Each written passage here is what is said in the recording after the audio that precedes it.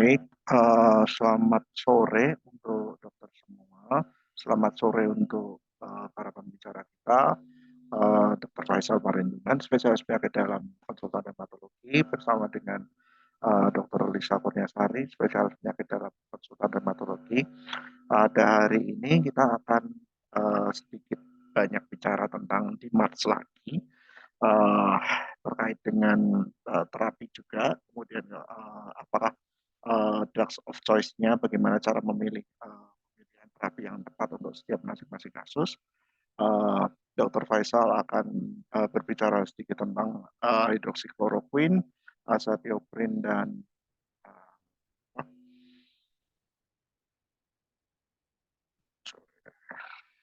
kemudian Dr. Lisa akan bicara tentang mycophenolate dan bagaimana drugs of choice-nya. Kemudian juga sedikit berbicara tentang siklosporin A. Baik, untuk tidak berlama-lama kita mulai dulu dari Dr. Faisal, mungkin dengan slide presentasinya. Mungkin nanti teman-teman juga bisa uh, bertanya di saat sesi presentasi. Silakan raise hand, nanti waktu akan diberikan oleh para pembicara. Silakan, Bang. Oke, baik. Makasih, Mas Alfred. Assalamualaikum warahmatullahi wabarakatuh. Selamat sore semuanya. Mohon maaf tadi agak telat ya, tadi menunggu Mas Alfrednya masuk sebagai host pada kegiatan kita pada sore ini. Saya langsung aja supaya tidak membuang waktu. Hmm. Baik. Mas Alfred, apakah sudah kelihatan?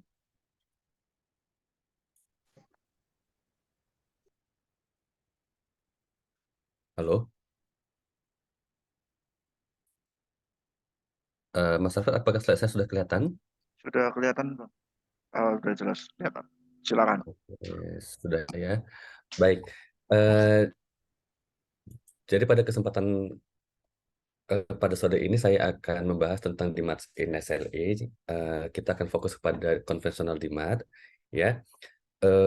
Mungkin ada 10-15 menit waktu yang diberikan kepada saya untuk membahas topik ini. Mudah-mudahan teman-teman sejauh bisa mengikuti dengan baik. Tunggu ya.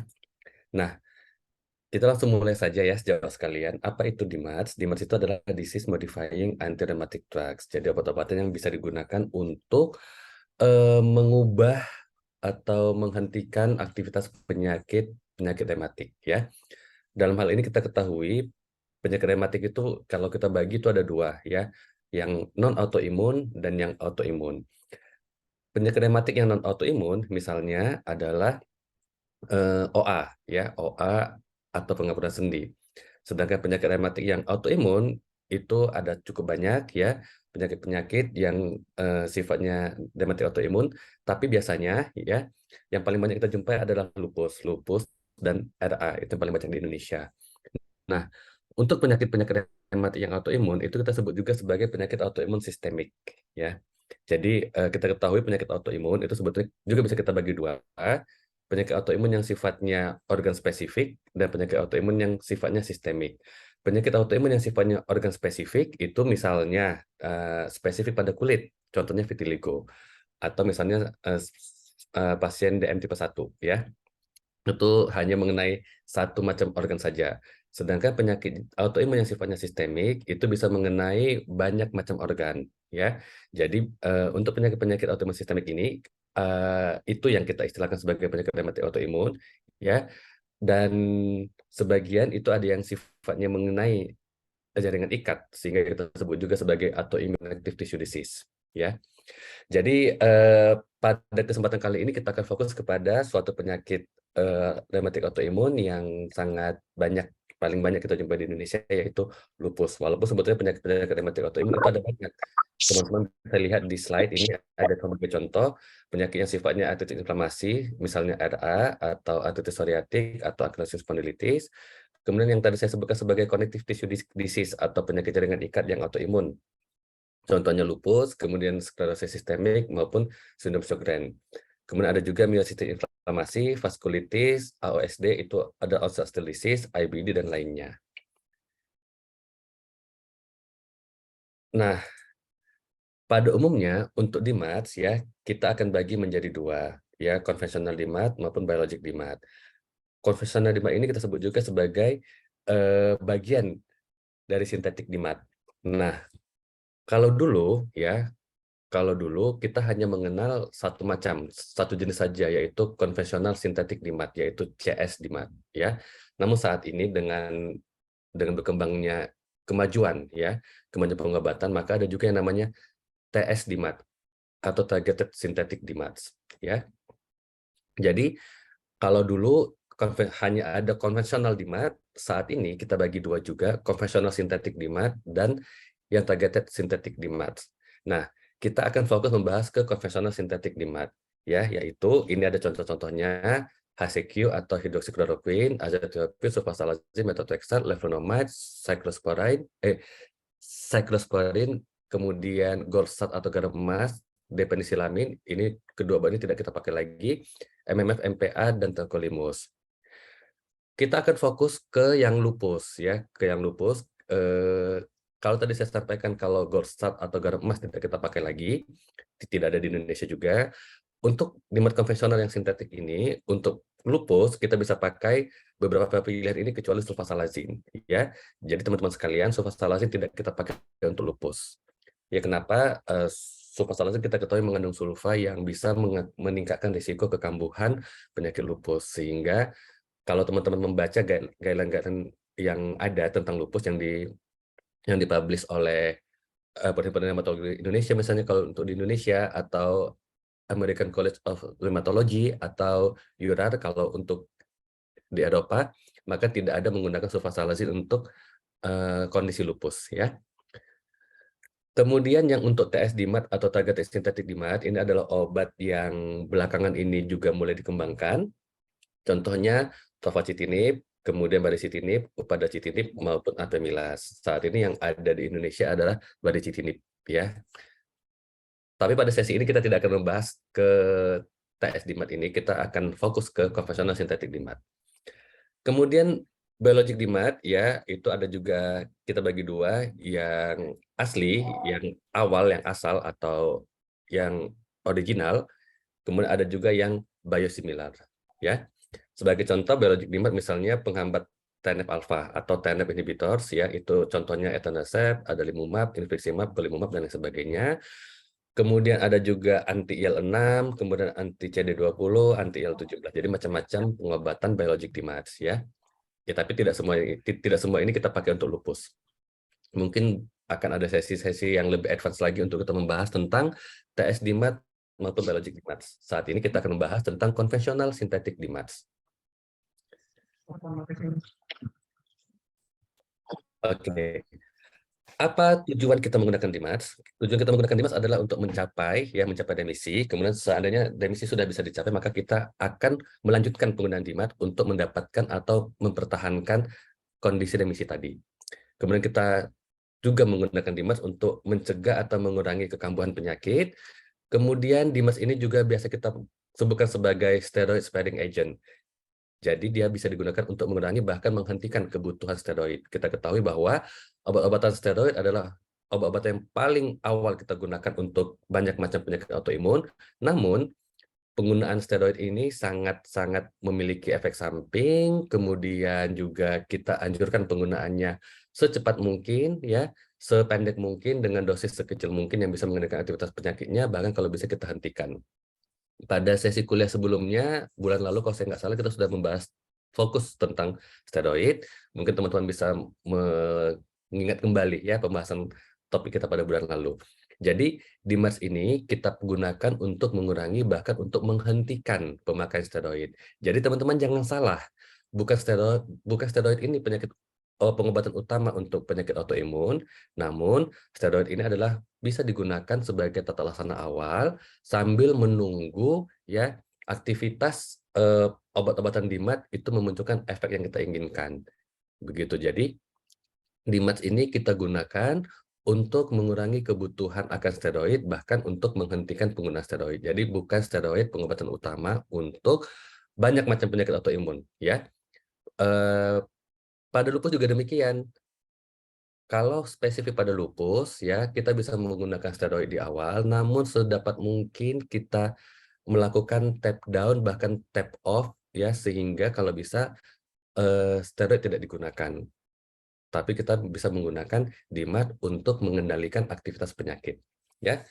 Kemudian kita juga bisa menggunakan DMARD ini untuk mengurangi kondisi atau keluhan pasien ya, mengurangi nyeri dan inflamasi. Kemudian tujuannya apa? Tujuannya tentunya untuk mencegah kerusakan sendi, kemudian mempertahankan struktur dan fungsi sendi yang pada ujung-ujungnya akan mencegah kecacatan dan meningkatkan kualitas hidup pasien. Jadi mindset-nya diubah, jangan takut menggunakan DMARD ya. Bahkan DMARD ini adalah obat yang utama untuk mengendalikan aktivitas penyakit pasien. Di Indonesia saya nggak tahu kenapa mitos-mitos atau apa ya, atau pemahaman yang salah yang malah mengutamakan penggunaan steroid ya, takut menggunakan DMARD. Ya padahal itu adalah konsep yang salah. Jika kita hanya menggunakan steroid, maka penyakit tidak akan bisa dikendalikan dengan baik. Mungkin gejalanya menghilang, tetapi di dalam penyakitnya tetap aktif, sehingga pasien akan mengalami kecacatan jika memang kondisi penyakit yang aktif itu mengganggu atau merusak struktur dan fungsi sendi maupun organ tubuh yang dikenai. Ya, jadi ini take home message yang sangat penting. Saya ulang-ulang menyampaikan kepada sejawat sekalian, steroid bukan tata laksana utama, ya, tapi tata laksana yang bisa mengendalikan aktivitas penyakitnya, ya, adalah obat-obatan DMARD ini, disease modifying anti-rheumatic drugs. Nah, kita bisa lihat ya, ini sebagai contoh ya, contoh pada RA ya, menggunakan tata laksana DMARD di awal itu dibutuhkan untuk mencapai outcome yang baik untuk jangka panjang ya. Jadi kalau kita lihat ini ya, memang tabel ini adalah untuk RA ya, namun bisa juga kita analogikan untuk lupus ya.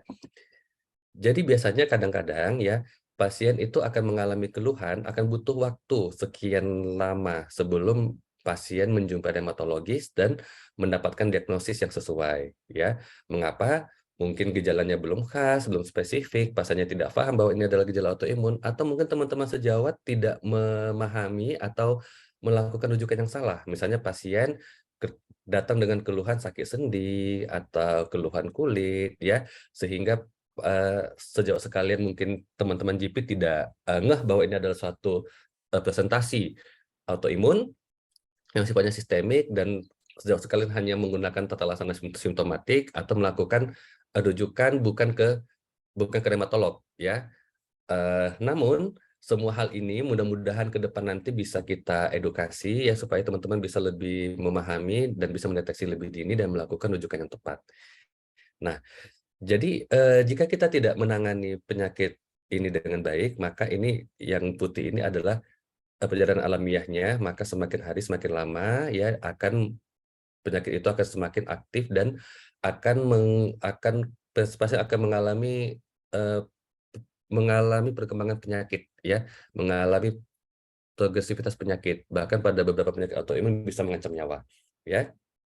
Kemudian jika ditata laksana lebih dini, ya, ditata laksana lebih dini, ditata laksana lebih awal dengan menggunakan DMARD, maka kita ingin ya mengubah perjalanan penyakit yang tadi yang semakin lama akan semakin meningkat, kita ingin mengubah supaya lebih stabil bahkan tidak aktif penyakitnya. Semakin cepat pasien ditangani dengan menggunakan obat-obatan DMARD, maka akan semakin baik hasilnya untuk dalam hal menangani progresivitas penyakit ya. Jadi ini sangat penting untuk teman-teman ketahui. Jadi jangan menunda-nunda melakukan tata laksana kepada pasien supaya perjalanan penyakitnya bisa kita cegah, bahkan kita hentikan supaya tidak menimbulkan kecacatan dan meningkatkan kualitas hidup pasien. Nah, ini adalah beberapa mekanisme kerja DMARD. Pada kuliah sebelumnya saya sudah mencantumkan dengan lebih detail, ini hanya sekilas saja ya. DMARD ini dia menghambat pada kaskade inflamasi, ya. Kemudian dia juga bisa menghambat proliferasi atau membuat disfungsi pada limfosit, ya. Sebagai contoh ini methotrexate, ini adalah beberapa mekanisme dia dalam melakukan penghambatan pada aktivitas inflamasi. Dia bisa menstimulasi pelepasan adenosin dari fibroblas, kemudian mengurangi adesin neutrofil, menghambat sintesis leukotrien, kemudian menghambat produksi lokal IL-1, kemudian menurunkan kadar IL-6 dan IL-8, kemudian menekan cell mediated immunity, dan menghambat ekspresi eosinophil collagenase gene. Jadi ini semua sebetulnya adalah mekanisme MTX untuk menghambat proses inflamasi yang dialami oleh pasien yang kita diagnosis sebagai mengalami penyakit rematik autoimun. Kemudian leflunomide ini dia menghambat dihidroorotat dehidrogenase sehingga menghambat sintesis pirimidin, kemudian memblok memblok proliferasi limfosit. Kemudian sulfasalazin ini tidak kita pakai untuk lupus ya, tapi bisa kita pakai untuk penyakit autoimun yang lain. Dia memiliki efek antiinflamasi dengan menghambat oksidatif, nitratif, dan kerusakan nitrosatif. Kemudian HCQ ini adalah agen imunomodulatori yang ringan, ya jadi sifatnya adalah imunomodulasi, jadi dia tidak kuat menekan sistem imun, namun dia melakukan imunomodulasi, ya. Kemudian menghambat toll-like reseptor TLR9 di intrasel. Kemudian ini biologic dan tofacitinib memiliki mekanisme yang lebih selektif. Kalau konvensional DMARD, dia mekanismenya lebih umum, lebih luas, namun kalau biologic dan target sintetik DMARD, dia memiliki mekanisme yang lebih selektif. Ya. Nah, supaya teman-teman bisa langsung membayangkan, kita akan langsung mulai dengan sebuah kasus, sebagai contoh kasus. Ya. Pasien Nona C, 24 tahun, datang ke poliklinik dengan keluhan sakit dan kaku pada sendi jari tangan. Dijumpai adanya sariawan pada mulut dan adanya kemerahan pada pipi sejak 2 bulan ini. Pasien juga mengatakan selalu mengalami demam atau meriang. Ya. Pasien tidak memiliki keluhan yang lain. Kemudian pada pemvis dijumpai adanya nyeri tekan pada sendi, ya, tidak dijumpai adanya sinusitis, kemudian dijumpai adanya kelainan kulit, yaitu malar rash pada pipi, kemudian dijumpai adanya ulkus pada langit-langit, edema pada pedis tidak dijumpai, ya, TF lain dalam batas normal. Kemudian dilakukan pemeriksaan lab, ya, dijumpai anak IF-nya tinggi, ya, positif tinggi, kemudian leukosit bagus, kemudian dijumpai sedikit trombositopenia, anti-DSDN-nya meningkat, kemudian udah lengkap DBN. Nah, pada pasien ini sudah jelas dapat kita diagnosis sebagai lupus, ya. Pasien mengalami gejala klinis yang khas untuk lupus, kemudian untuk hasil lab, ya, hasil serologinya juga mendukung, sehingga pada pasien ini bisa kita tegakkan sebagai lupus. Dan yang menjadi tanda tanya adalah bagaimana pilihan DMARD pada pasien ini. Untuk tata laksana awal mungkin kita bisa menggunakan steroid, namun kita akan siapkan untuk penggunaan DMARD, ya. Mungkin teman-teman ada yang mempunyai masukan bagaimana pilihan DMARD pada pasien ini? Mungkin apakah memilih HCQ, kemudian apakah memilih MTX, apakah memilih azathioprine atau yang lain-lain? Mas Alfred mungkin bisa teman-teman kamu bisa menjawab kira-kira ya apa sih DMARD yang disarankan pada pasien ini, bisa melalui kolom chat. Ya, ini contoh DMARD ya, yang saya kasih clue pilihan awalnya adalah konvensional sintetik DMARD di tabel ini. Coba silakan dibuat di kolom chat, atau kalau ada yang mau ngomong langsung silakan. Atau ada mau yang pilih apa sih gitu? Kalau yang mau ngomong langsung mungkin bisa raise hand dulu. Silakan kalau mau menyampaikan usul atau apa. Kira-kira konvensional DMARD apa sih yang cocok untuk si kasus ini? Ya, jadi sejauh sekarang santai aja. Ini kita cuman kayak diskusi santai ya Mas Alfred, dia bukan ngasih kuliah, bukan ngasih ujian, tapi ke edukasi supaya teman-teman lebih memahami dengan baik. DMARD ini. Karena kalau target DMARD ini mahal dan belum tentu ada di Indonesia target TCD. Aku konvensional sistemik C5 DMRDS. Maksudnya gini dok, yang dari banyak pilihan konvensional DMARD yang tadi, kira-kira kalau menurut dokter Sri Rezeki ini apa sih yang DMARD yang cocok? Apakah dari beberapa pilihan yang di kolom kiri? Kolom kiri. Ya, Ya, silakan. jadi pada pasien ini dok, pada pasien ini memang saya sudah kasih dulu pilihannya adalah yang konvensional sintetik DMARDS pada pasien ini. Ini kan ada banyak macam nih, ya ada HCQ, azathioprin, sulfasalazin, MTX, levonormand, cyclosporin dan lain sebagainya. Kolom kiri. Nah, yang Saya mana yang kita pilih pilih duluan? kolom kiri ya. Saya pilih kolom kiri. Saya pilih kolom kiri yang ACQ, yang ACQ. Aku kolom kiri. Kolom kiri aku ACQ. Aku kolom kiri ya. Aku kolom kiri, dari hadapanku kolom kiri. Baik, Saya Dok. pilih Ya, baik. itu. Baik, Dok, kita Saya- tampung, Dok. Saya pilih itu. Baik. Oke, baik. Mungkin teman-teman yang lain ada yang ingin ngasih masukan tambahan? Mungkin di kolom chat kalau mungkin malu-malu untuk bicara. Malu.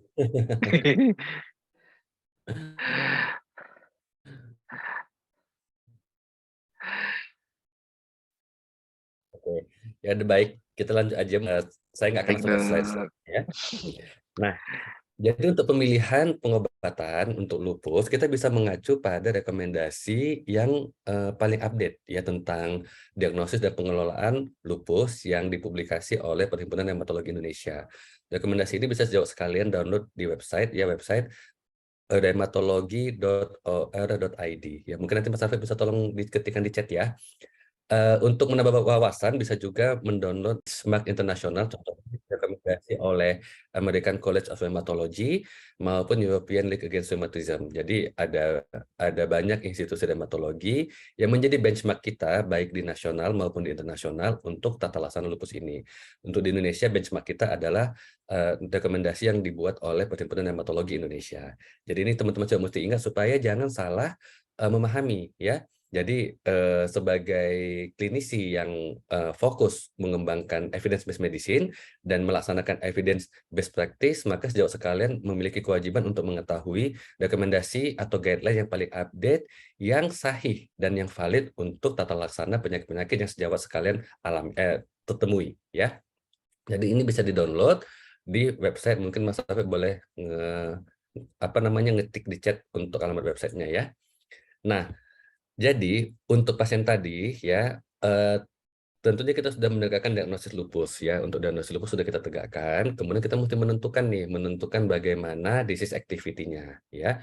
Disease activity-nya ini bisa kita bagi dua. Apakah pasien ini memiliki manifestasi ginjal atau tidak ya. Jika tidak memiliki manifestasi ginjal, maka kita sebut sebagai lupus non-renal ya, non-renal lupus ya. Tetapi jika dia memiliki manifestasi ginjal, maka kita mesti jajaki apakah pasien sudah jatuh ke lupus nephritis atau tidak ya.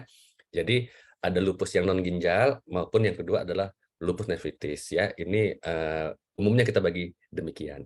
Nah, untuk aktivitas penyakitnya, untuk lupus yang non-renal itu kita bagi 3, apakah aktivitas penyakitnya low disease activity atau ringan, kemudian sedang atau berat ya. Pemilihan DMARD itu tergantung pada jenis manifestasi yang dialami oleh pasien ya, kemudian bagaimana derajat aktivitas penyakitnya. Untuk pada pasien ya, kita lihat sebetulnya gejalanya tidak begitu berat ya, hanya ada atalgia ya, nyeri tekan pada sendi ya, tidak dijumpai adanya bengkak sendi atau sinusitis, kemudian ada ulkus oral ya, ada sariawan tadi. Jika kita lihat dia lebih cocok ya ke lupus yang sifatnya ringan ya.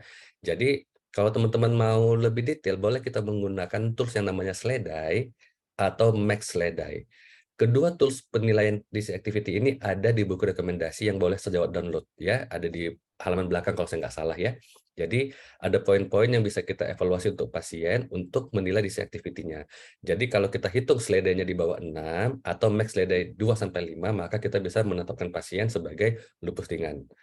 Saat ini untuk kemudahan diskusi, maka dengan hanya melihat gejala saja, maka kita bisa melihat bahwa pasien ini masuk ke gejala lupus yang ringan ya. Nah, bagaimana tata laksananya? Nah, tata laksana lupus ya yang tadi saya sampaikan kita sesuaikan dengan disease activity. Apakah mild, moderate atau severe. Jadi, ini adalah jenis-jenis pengobatan DMARDS yang bisa kita gunakan pada pasien lupus ya. Jadi, DMARD-nya bisa HCQ ya. Untuk lupus bisa kita gunakan HCQ ya, kemudian methotrexate, azathioprine, belimumab, kemudian CNI ini contohnya cyclosporin atau tacrolimus, ya, kemudian MMF atau MPA, cyclophosphamide maupun rituximab. Jadi teman-teman sekalian bisa lihat bahwa sesuai tadi yang saya sampaikan tidak ada sulfasalazin di sini, ya. Jadi sulfasalazin tidak kita gunakan untuk tata laksana DMAT pada lupus, ya. GC ini adalah glukokortikoid, ya. Jadi kita lihat ini ada pilihan-pilihan obat-obatannya yang bisa kita sesuaikan dengan kondisi atau aktivitas penyakit pasien. Tentunya untuk tata laksana kita juga fokus juga ke tata laksana non farmakologis, ya, kita mesti edukasi kepada pasien, namun saat ini kita akan membahas tentang DMAT, ya. Kalau kita bagi lebih detail, nah, maka untuk pasien yang mengalami lupus dengan disease activity yang mild, ya, maka first line-nya bisa kita gunakan HCQ dulu, ya, HCQ. Ya, jika dia Q maka kita metode HCQ, misalnya mengalami kontraindikasi dengan HCQ, maka bisa kita gunakan methotrexate atau azathioprine, ya. Jadi ini adalah pilihannya. Jadi kalau kita lihat tadi jawaban Dr. Suzuki tadi cukup baik, ya. Jadi kita gunakan HCQ dulu, ya, untuk pasien. Ya, jadi jangan langsung ke biologik atau jangan langsung ke targeted sintetik DMAT, ya. Tapi kita boleh gunakan konvensional DMAT dulu sambil melihat bagaimana respon pasien akan pengobatan, ya. Oke. Nah, ini sedikit slide, ya. Slide ini sudah saya bagikan pada kuliah yang sebelumnya, ya. Cuman mau saya ada penekanan sedikit lagi, ya, bahwa HCQ ini sangat bagus digunakan untuk pasien-pasien lupus, ya. Dia kita gunakan untuk semua pasien lupus kecuali kalau ada kontraindikasi dan dia ini aman untuk kehamilan, ya. Nah, untuk evaluasi penggunaan HCQ, di awal penggunaan HCQ kita mesti evaluasi mata, kita minta pasien untuk konsul ke mata untuk mengevaluasi, biasanya yang paling umum kita lihat apakah ada kondisi kelainan retina. Ya, jika ada, maka itu adalah suatu kontraindikasi untuk penggunaan HCQ pada lupus. Ya, jadi kalau di awal kita sudah melakukan konsultasi ke TS mata untuk kita tanya spesifik, apakah ada kontraindikasi penggunaan HCQ, ya. Jika pada rumah sakit sejawat ada subdivisi mata, maka boleh diarahkan langsung ke spesialis mata subdivisi retina, ya. Itu langsung spesifik untuk mengevaluasi dengan lebih jelas, ya, apakah ada kontraindikasi HCQ. Tetapi jika di rumah sakit sejawat adanya spesialis mata, ya maka boleh ke TS mata dan ditanyakan apakah ada kontraindikasi pemakaian HCQ, ya. Jika aman, maka HCQ bisa digunakan. Kemudian umumnya kita akan evaluasi ulang mata itu setelah 5 tahun penggunaan HCQ. Kecuali jika pada evaluasi awal spesialis matanya mengatakan evaluasi ulang 6 bulan atau 1 tahun kemudian, lebih cepat, ya. Tetapi kalau misalnya aman-aman saja, maka biasanya kita akan mengevaluasi kembali kondisi mata setelah 5 tahun penggunaan HCQ. Nah, itu adalah sesuai dengan penelitian atau guideline yang meneliti bahwa sebetulnya efek samping HCQ ini adalah jangka panjang dan itu juga efek sampingnya sangat jarang dijumpai dan jika pun ada akan muncul setelah 5 tahun pengobatan, begitu. Jadi jangan takut-takuti pasien, tetapi sampaikan apa adanya bahwa memang kemungkinan ada efek samping, namun efek sampingnya tidak banyak dan itu juga akan muncul biasanya setelah pengobatan jangka panjang. Nah, setelah 5 tahun pengobatan, maka kita bisa evaluasi mata setiap tahun untuk melihat apakah ada efek samping HCQ. Jadi, tujuan kita melakukan penapisan ini adalah untuk dengan lebih dini, lebih cepat melihat apakah pasien memiliki efek samping akibat penggunaan HCQ, ya. Evaluasi mata bisa dilakukan lebih cepat jika pada pasien ada faktor risiko mayor untuk mengalami toksisitas retina akibat HCQ. Apa saja faktor risikonya? Yaitu dosis HCQ atau kloroquine yang tinggi, ya. Kemudian durasi penggunaan tadi sudah saya sampaikan di atas 5 tahun dengan tidak ada faktor risiko lain. Kemudian adanya kondisi gangguan ginjal, adanya penggunaan obat lain misalnya digunakan bersama tamoxifen. Kemudian jika dijumpai di awal dijumpai kelainan makula, ya. Jadi jika misalnya TS mata mau mengatakan bahwa oh ini pada pasien ada penyakit-penyakit makula ya yang lebih sensitif atau lebih rentan untuk mengalami efek samping akibat HCQ, maka kita bisa melakukan evaluasi mata lebih cepat ya, tidak usah menunggu 5 tahun. Nah, ini adalah dosis biasa kita pakai HCQ. Dosis HCQ adalah dosis awal adalah 200 mili, namun bisa kita tingkatkan sampai 400 mili ya. Kemudian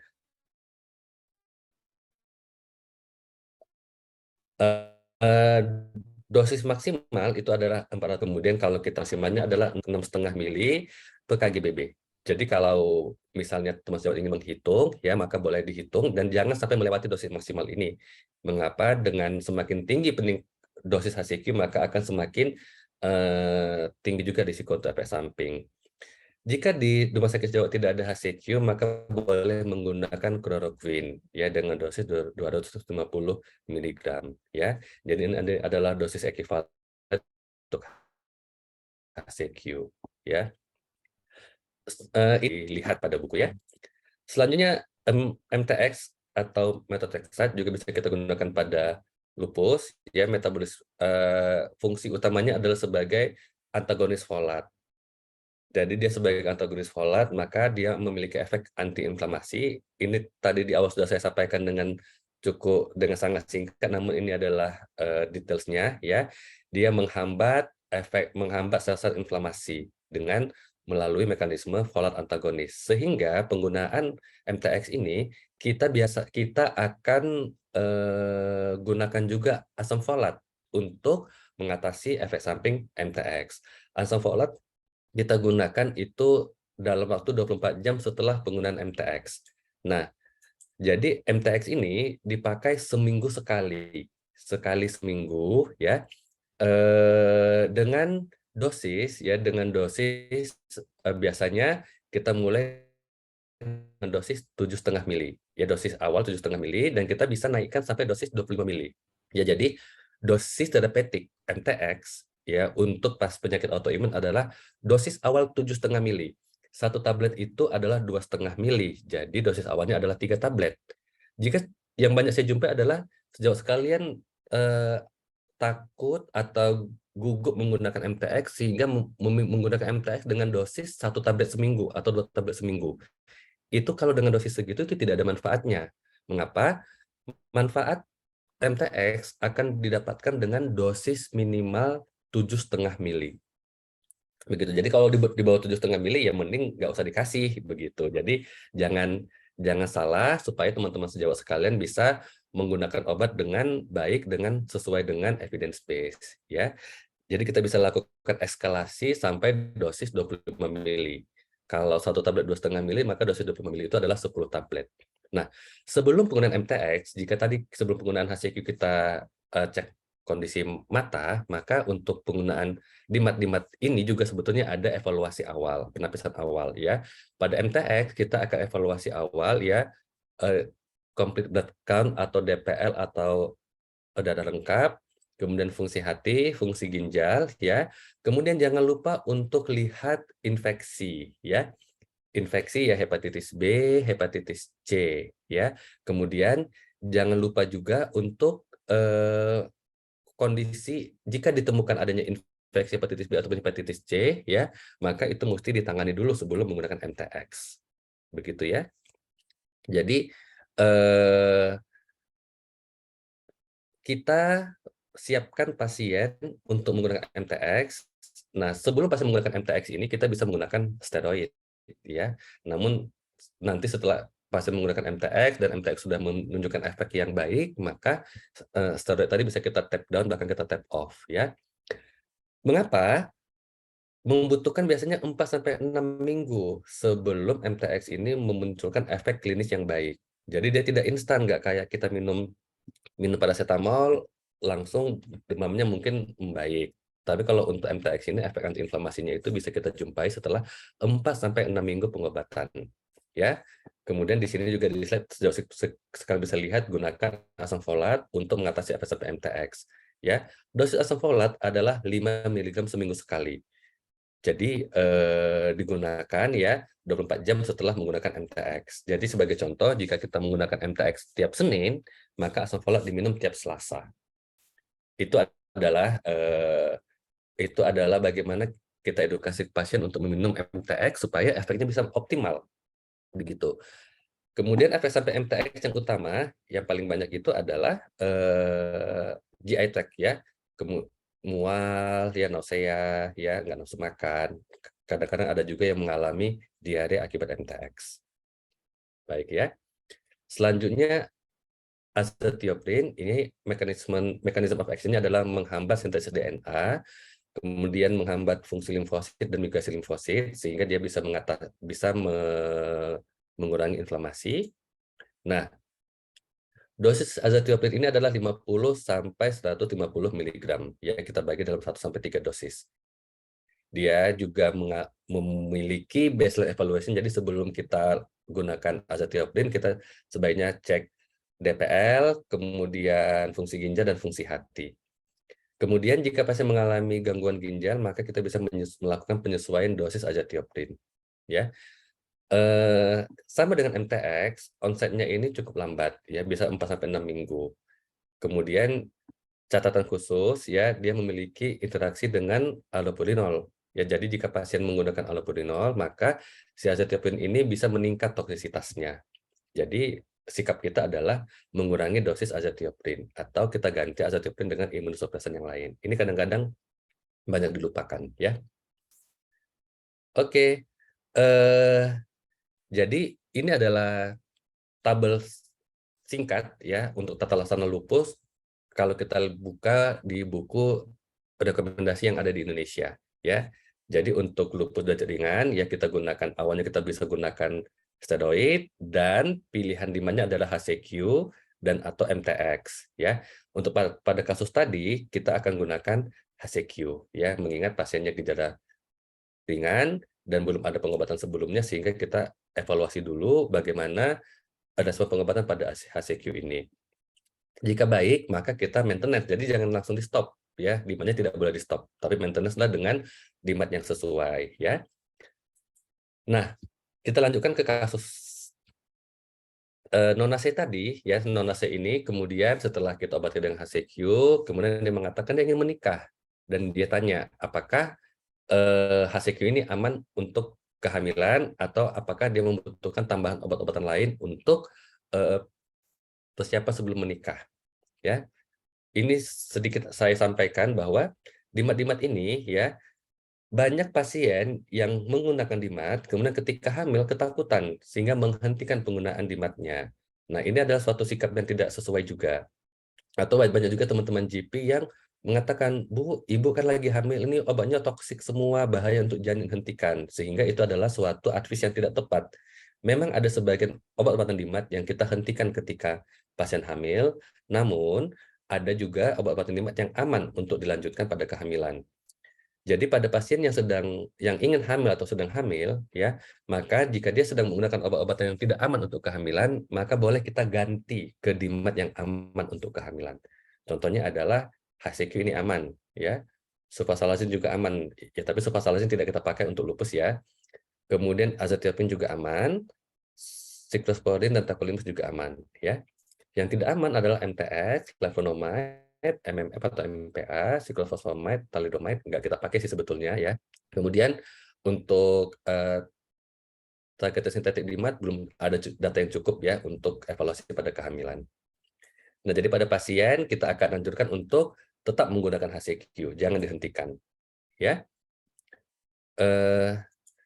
Nah, kasus selanjutnya, Ibu C kemudian datang 6 bulan kemudian dan mengatakan suaminya positif COVID-19. Kemudian ketika dia melakukan pengecekan untuk kontak, nah rupanya Ibu C juga mengalami COVID-19, ya. Jadi suaminya kena COVID-19, kemudian si pasiennya juga kena. Saat ini dia nggak ada keluhan dan obat yang digunakan adalah HCQ. Bagaimana sikap kita? Mungkin ada teman sejawat yang ingin mengasih masukan apakah HCQ-nya di stop atau dilanjutkan? Silakan.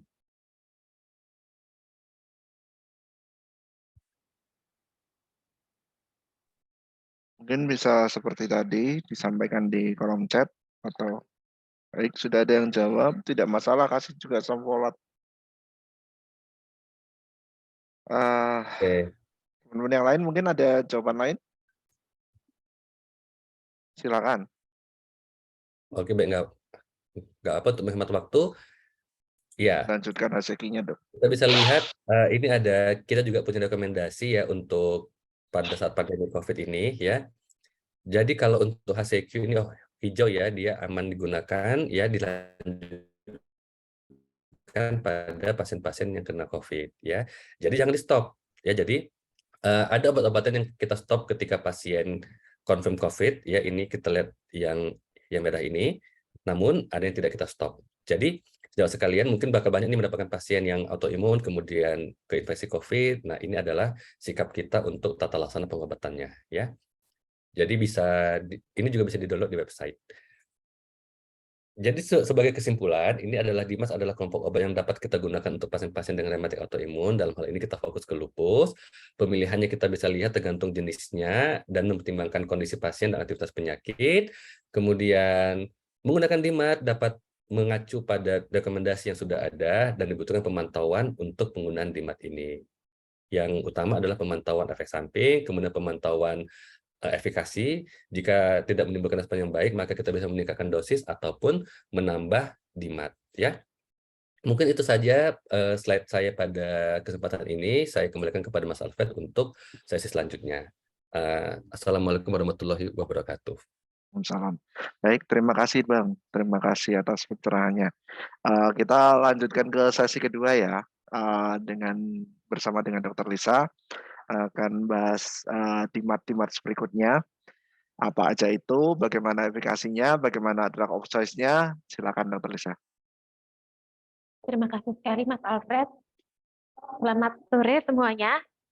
Sudah sore ya nih, jam 5:30 sore. Kita sedikit akan membahas, kalau tadi yang dikatakan Dr. Faisal itu sudah sangat lengkap ya. Saya sebetulnya nggak banyak menambahkan, hanya ini sedikit membahas mengenai obat-obatan yang diminta Pak Alfred ini ya. Yang akan kita bahas adalah methylphenolic acid dan cyclophosphamide. Ini kita mulai, mohon izin saya untuk share screen. Silakan Dok. Ya.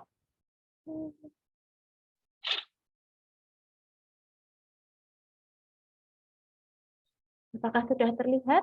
Sudah terlihat, tinggal di slideshow aja Dok. Maaf, ini kecil-kecil ya. Ini saya sumbernya ambil dari UpToDate ya. Dari dulu sejak saya SP1 ya, itu sejak berapa tahun yang lalu ya, udah lama ya, itu saya selalu menggunakan UpToDate ini. Jadi lumayan lengkap dan juga kita mudah untuk menggunakan. Tadi mungkin akan kita bahas sedikit mengenai pasien-pasien yang menggunakan DIMAT. Jadi pasien-pasien yang menggunakan DIMAT itu adalah rentan untuk terkena infeksi. Juga di samping pasien lupus sendiri ya, itu juga sudah mempunyai keadaan yang rentan kena infeksi, ditambah DIMAT-nya itu yang menyebabkan keadaan imunosupresif, rentan kena infeksinya nambah lagi. Oleh karena itu, sebelum pakai DIMAT, dianjurkan pasien-pasien itu sebelumnya sudah diimunisasi. Nah, ini ada beberapa macam vaksin. Ini memang sebetulnya dianjurkan. Jadi sebetulnya kita jangan takut untuk menganjurkan pasien untuk mendapatkan vaksin, walaupun ya memang harus hati-hati ya, semuanya memang ada resikonya, tapi ya kita mempertimbangkan resiko dan keamanannya. Ini ada vaksin yang dianjurkan, ini adalah vaksin yang tidak aktif. Ini karena kita membahas mengenai methylphenolic acid dan cyclophosphamide, memang itu juga merupakan pengobatan, misalnya untuk lupus yang berat ya, moderate sampai berat ya, kalau yang methylphenolic acid, ini dianjurkan untuk imunisasi dulu. Ini imunisasinya macam-macam. Ini karena berkaitan dengan efek sampingnya. Seperti tadi pneumokokus, influenza, hepatitis, kemudian bahkan human papillomavirus, tetanus, kemudian rekombinan zoster dan COVID. Di sini malah justru disarankan untuk vaksinasi COVID ya, tapi memang kita mesti harus mempertimbangkan dan nanti sudah ada guideline-nya juga di IRA seperti yang Dr. Faisal nanti mengatakan. Dan apa vaksin yang tidak boleh itu adalah vaksin yang dilemahkan. Karena memang orang-orang dengan imunokompromis kita jarang menggunakan vaksin-vaksin yang dilemahkan ini karena memang membahayakan ya. Ini adalah yang dikontraindikasikan, terutama kontraindikasi untuk yang menggunakan imunosupresif dosis tinggi. Ini yang dikontraindikasikan. Ini sekarang kita akan bahas mengenai mycophenolate. Jadi mycophenolate itu kita bisa menyebutnya juga mycophenolic acid atau MPA.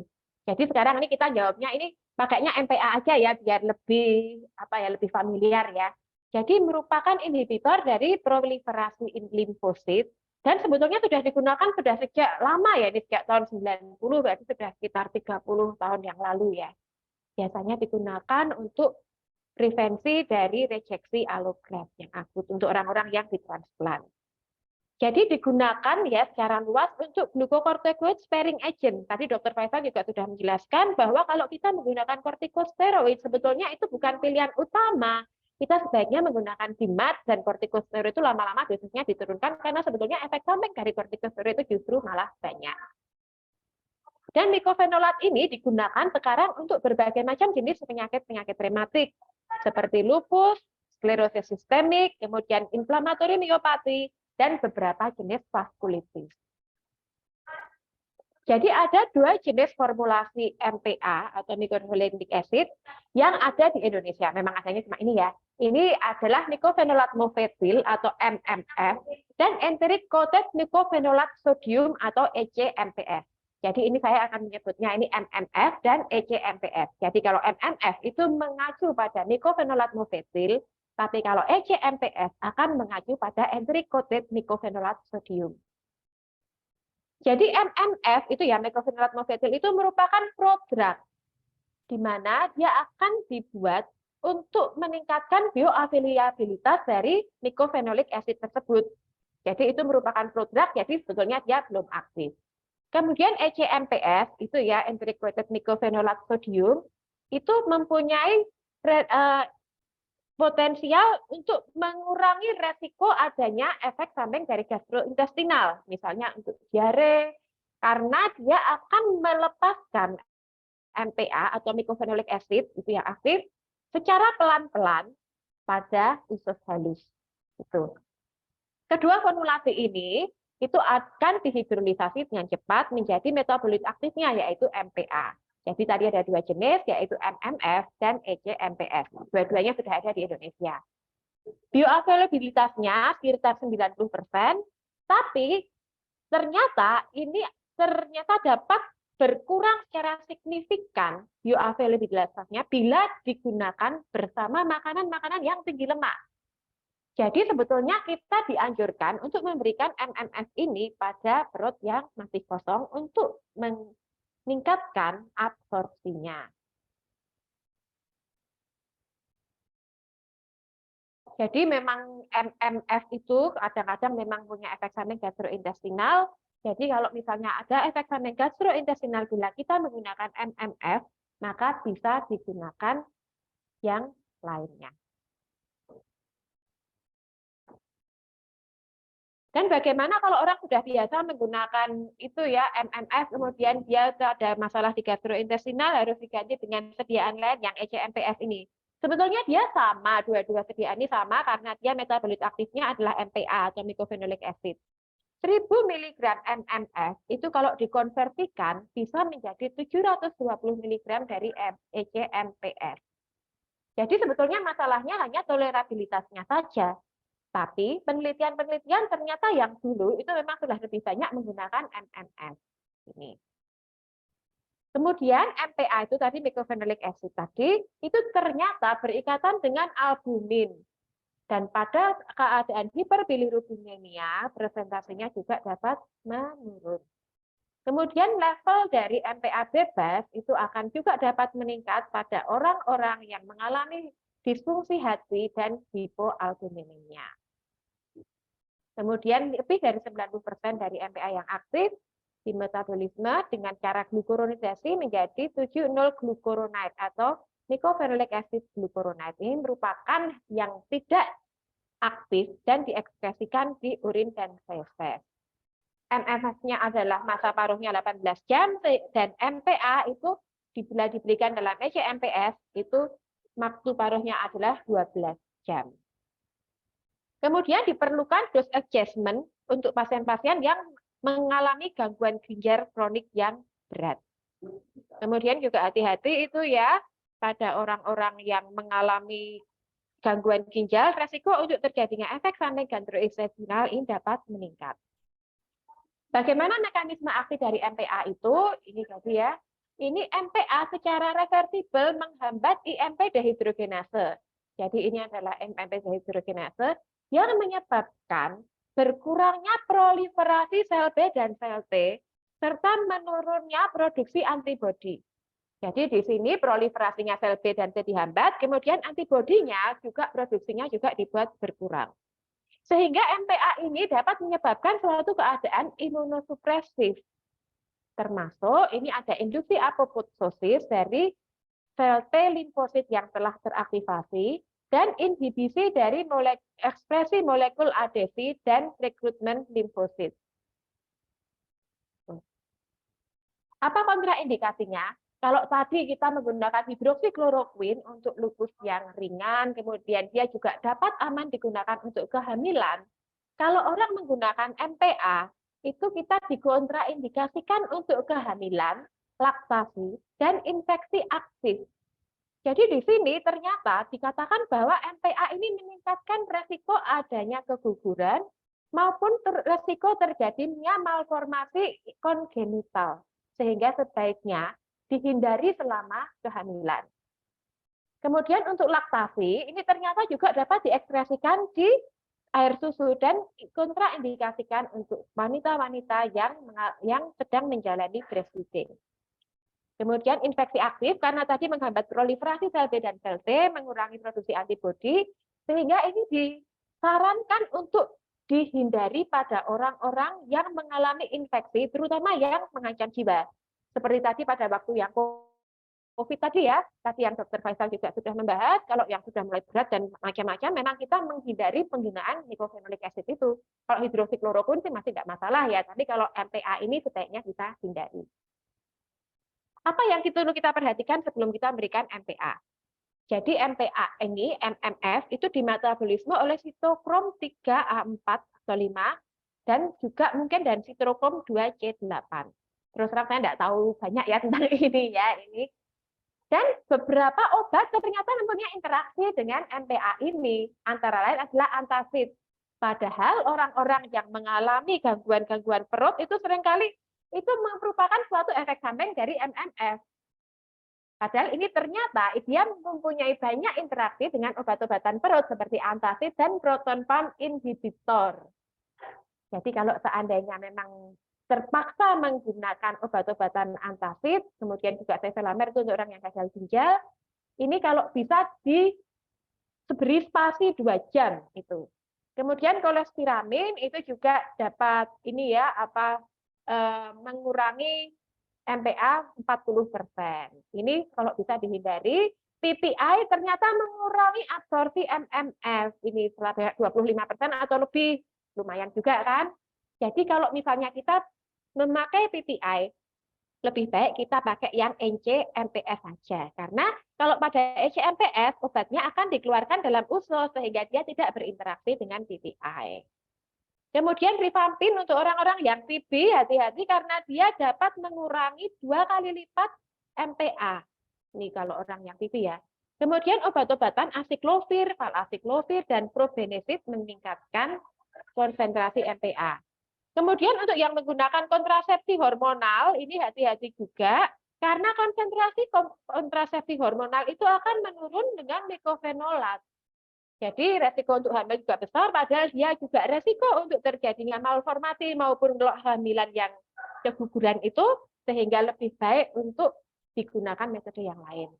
Kemudian penggunaan dengan azathioprin ternyata juga dapat meningkatkan toksisitasnya dalam mensupresi sumsum tulang. Apa yang perlu kita cek sebelumnya adalah jumlah sel darah ya, terutama sel darah putih ya, kemudian liver function karena tadi bagian livernya tadi ya, albumin, kreatinin, kemudian urin, juga serologi hepatitis B dan C. Walaupun memang ini masih banyak kontroversi ya untuk yang hepatitis B dan C untuk penggunaan MMF ini ya. Kemudian untuk TB juga kita mesti mengetes karena tadi TB itu adalah infeksi, sehingga kalau resikonya diberikan infeksi aktif pada MPA diberikan pada infeksi aktif takutnya akan memperparah. Dan juga tadi obatnya rifampicin ternyata juga dapat berinteraksi dengan MPA. Kemudian orang-orang yang terkena penyakit-penyakit autoimun, kemudian orang-orang yang mengalami imunosupresif, ternyata mempunyai resiko tinggi untuk terinfeksi pneumonitis girovecii. Itu kalau dulu kita menyebutnya pneumonitis carinii. Ternyata pada orang yang menggunakan MPA, ternyata tidak perlu kita berikan profilaksis. Ini nanti beda dengan siklofosfamid. Kemudian bagaimana penggunaan?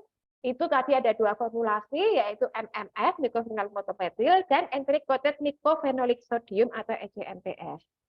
Ini ya, sebetulnya hampir sama ya, tapi memang absorpsinya memang ada perbedaan, karena tadi untuk gastrointestinal tolerability-nya ternyata ECMPS ternyata lebih baik. Jadi kalau untuk penggunaan MMF 1000 mg setiap 12 jam, kalau kita switch ke ECMPS 720 mg itu diberikan juga sama-sama setiap 12 jam. Jadi 1000 mg identik dengan 720 mg. Ini dosisnya sebetulnya sama. Tapi memang MMF lebih banyak diteliti ya. Jadi kalau di sini memang banyak menggunakan MMF kecuali yang mempunyai gangguan gastrointestinal.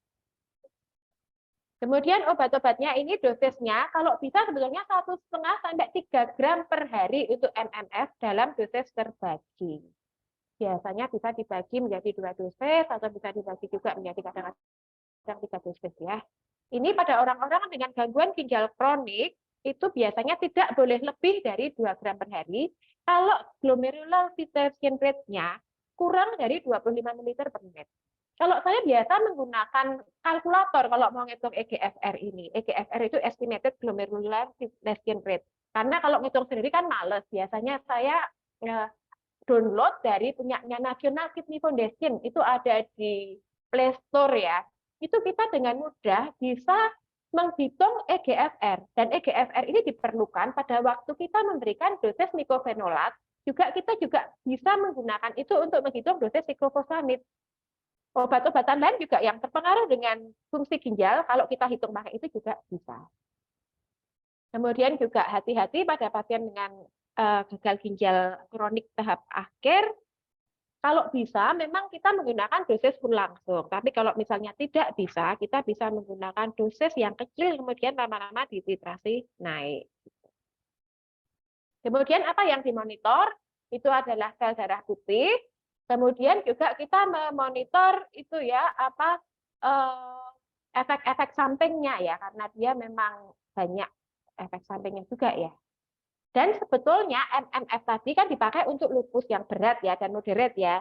Sebetulnya dia lebih aman daripada siklofosfamid. Sehingga kalau memang dia masih belum perlu siklofosfamid, kita bisa memilih obat-obatan ini. Efek sampingnya yang paling banyak adalah efek samping gastrointestinal dan efek samping supresi sumsum tulang. Itulah kenapa kita mesti memperhatikan efek samping gastrointestinalnya, walaupun mungkin itu bisa akan membaik. Kemudian efek samping sumsum tulang itu mengapa kita mengecek hitung jenis leukosit dan juga mengecek jumlah leukositnya. Jadi paling enggak itu dilakukan paling tidak 1 sampai 2 minggu pertama terapi, kemudian diberikan pengecekan setiap 6 sampai 8 minggu apabila tidak terdapat suatu sitopenia. Kemudian efek sampingnya tadi juga infeksi. Tadi infeksinya juga ternyata memang karena dia merupakan suatu imunosupresan, sama seperti imunosupresan yang lain punya efek samping infeksi, terutama infeksi virus. Jadi dia dapat meningkatkan resiko terjadinya CMV. Mesti lebih hati-hati ya. Padahal tadi obatnya tadi juga dapat berinteraksi. Tapi tentu saja kita juga memikirkan mana yang paling baik untuk pasien. Kemudian infeksi-infeksi oportunistik juga dapat terjadi, biasanya pada orang yang mengalami transplantasi organ, tapi pada lupus ternyata dia juga lebih rentan untuk terjadinya infeksi karena berbagai macam mekanisme yang terjadi pada sistem imunnya. Berbagai macam hal pada penderita lupus itu dapat menyebabkan terjadinya infeksi, sehingga memang kita mesti hati-hati. Tapi memang ternyata mecofenolat acid ini lebih aman dibandingkan agen sitotoksik seperti siklofosfamid. Nih. Kemudian efek samping yang lain, progresif multifokal leukoencephalopathy, memang ini mesti lebih hati-hati lagi ya, kalau ini kan gangguan sistem saraf. Kemudian neoplasia. Orang-orang yang menggunakan obat-obatan imunosupresif ternyata meningkatkan resiko untuk terjadinya neoplasma yang maligna, termasuk limfoma. Jadi sebetulnya kita bisa mengedukasi pasien bahwa sebetulnya memang ada peningkatan resiko. Peningkatan resiko ini bukan berarti dia pasti kena. Jadi jangan sampai pasien terlalu takut, karena kita tentu saja mempertimbangkan risk and benefit-nya. Mungkin demikian untuk mecofenolic acid. Kita akan beranjak ke siklofosfamid. Siklofosfamid ini merupakan suatu alkylating agent, juga merupakan imunosupresif terapi. Biasanya dia dipakai untuk kanker. Tapi kalau pada lupus, kita biasanya pakai pada lupus berat atau nefritis lupus. Dia juga dipakai untuk berbagai macam keadaan autoimun yang lain, terutama yang ada manifestasi yang mengancam organ. Karena memang efek toksiknya itu tinggi untuk siklofosfamid. Sehingga memang kalau kita tidak terpaksa, kita tidak akan memilih obat ini. Kita tentu saja mempertimbangkan keuntungan dan kerugian penggunaan siklofosfamid. Dan toksisitas siklofosfamid itu ternyata memang bisa masih terjadi walaupun obatnya itu sudah dihentikan. Dan hati-hati juga untuk toksisitas obatnya ini juga bisa gangguan seperti malignansi. Jadi kita bisa menggunakan siklofosfamid supaya pasien-pasien itu kita aktivitas penyakitnya tetap bisa terkontrol. Kalau bisa, kalau sudah selesai penggunaan siklofosfamid, kita mengganti dengan imunosupresan yang lebih aman. Jadi metabolisme dan ekspresi siklofosfamid merupakan hal yang penting yang berkaitan dengan toksisitasnya. Ini adalah cara penyimpanannya, kemudian ada cara pemberiannya, kemudian ini juga ada metabolismenya, bagaimana dia di metabolisme sehingga dia dapat menjadi bentuk yang aktif. Metabolisme yang aktif ini biasanya juga diikat protein dan juga didistribusikan pada seluruh jaringan, termasuk di otak dan cerebrospinal fluid. Juga dapat diekspresikan pada breast milk. Jadi memang ini dikontraindikasikan juga pada pasien-pasien yang laktasi, juga pada pasien yang hamil. Jadi aktif dan inaktif metabolit akan diekspresikan pada urin. Dan ekspresinya ini terjadi secara lengkap pada 48 jam. Sehingga karena diekspresikan melalui urin, kita harus melihat fungsi ginjalnya. Sekali lagi, kita menggunakan estimated glomerular filtration rate sebelum kita menggunakan siklofosfamid ini. Ini adalah berbagai macam jalan ya ini ya metabolismenya dari siklofosfamid. Dan apa kontraindikasi relatifnya? Tentu saja sama tadi seperti imunosupresif yang lain adalah infeksi aktif, kemudian neutropenia, kemudian tadi pregnancy dan conception. Karena memang pregnancy dan conception ini memang kontraindikasi baik untuk siklofosfamid maupun mecofenolic acid karena resiko untuk terjadinya gangguan janin memang tinggi.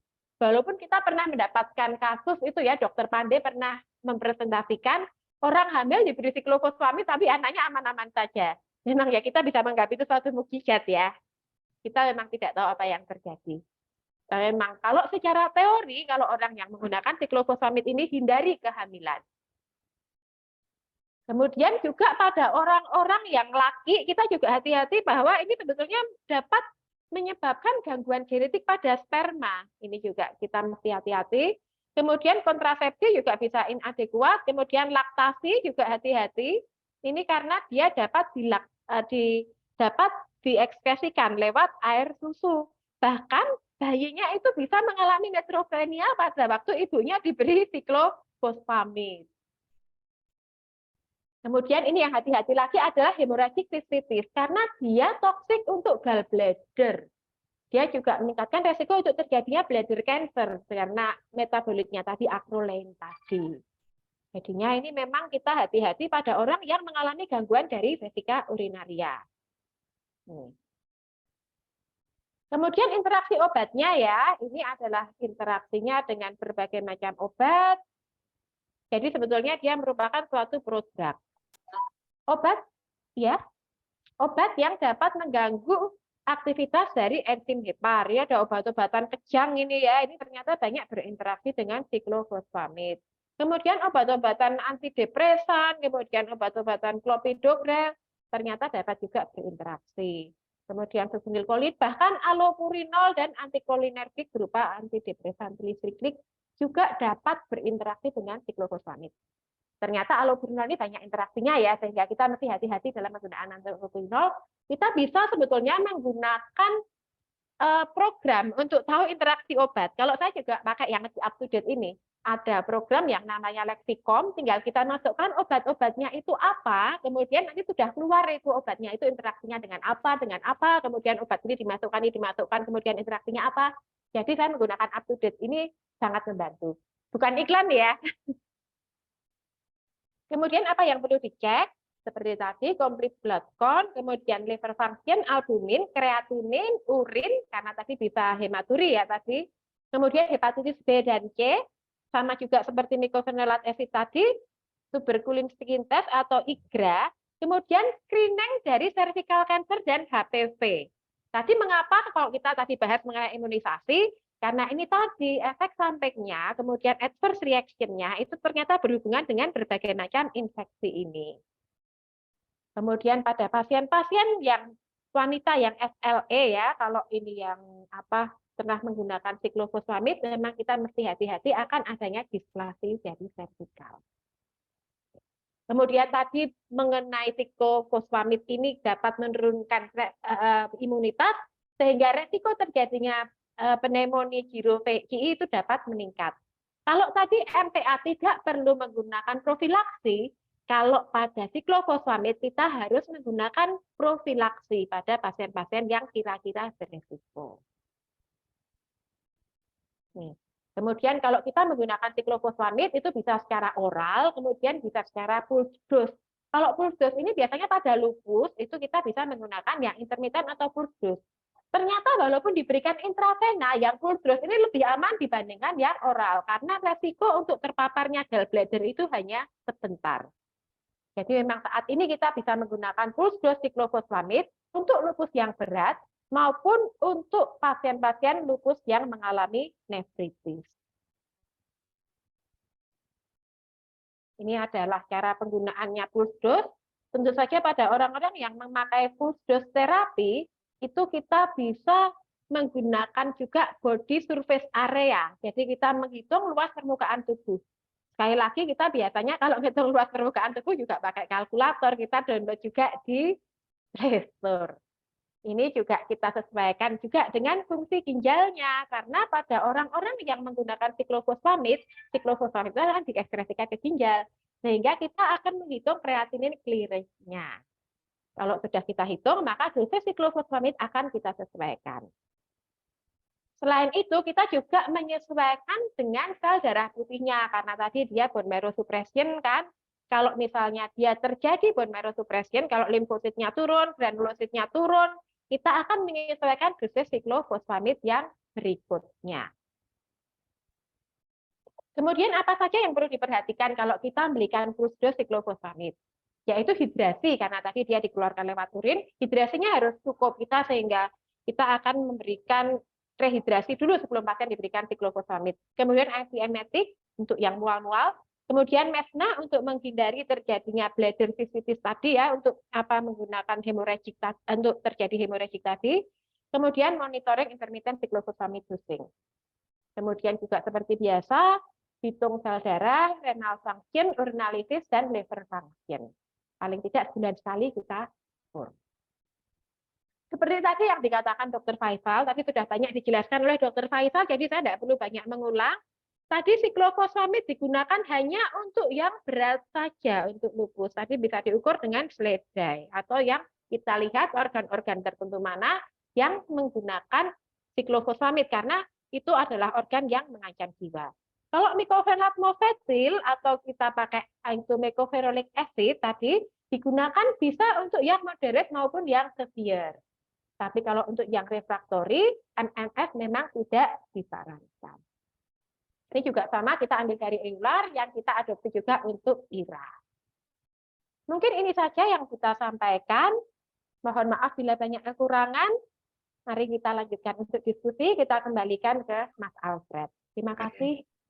Terima kasih banyak, Dok. Mungkin dari teman-teman ada pertanyaan dulu nggak ya untuk Dr. Lisa tentang sesi yang kedua ini, tentang siklofosfamid dan MPA dan MMF.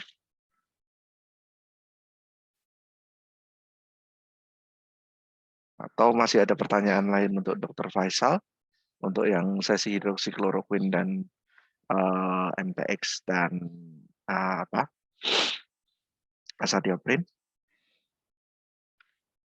Mungkin udah cukup jelas kali ya, Mas. Udah enggak ada ya. Dr. Lisa udah juga mepet. jelas banget penyampaiannya, mantap.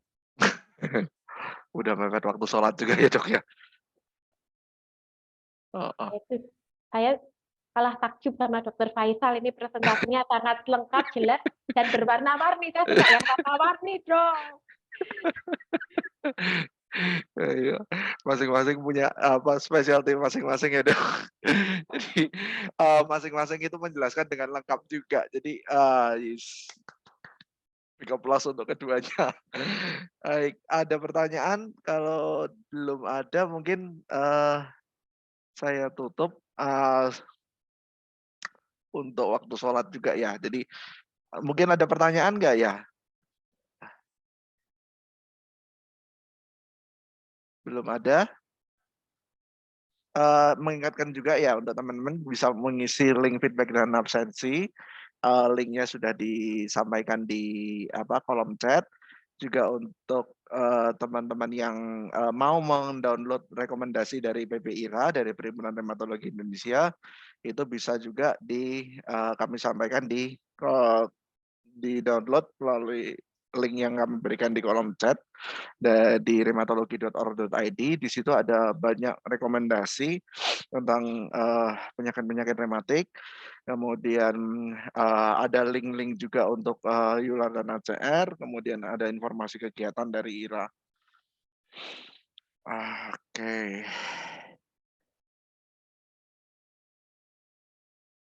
Mungkin tidak ada. Kalau tidak ada, kita tutup ya, Dok. Sesi Siap, ini. Mas. Terima kasih banyak untuk para peserta yang udah ikut join dalam perkuliahan kali ini. Terima kasih untuk Dr. Lisa, terima kasih untuk Dr. Faisal. Selamat bermalam minggu, Dok.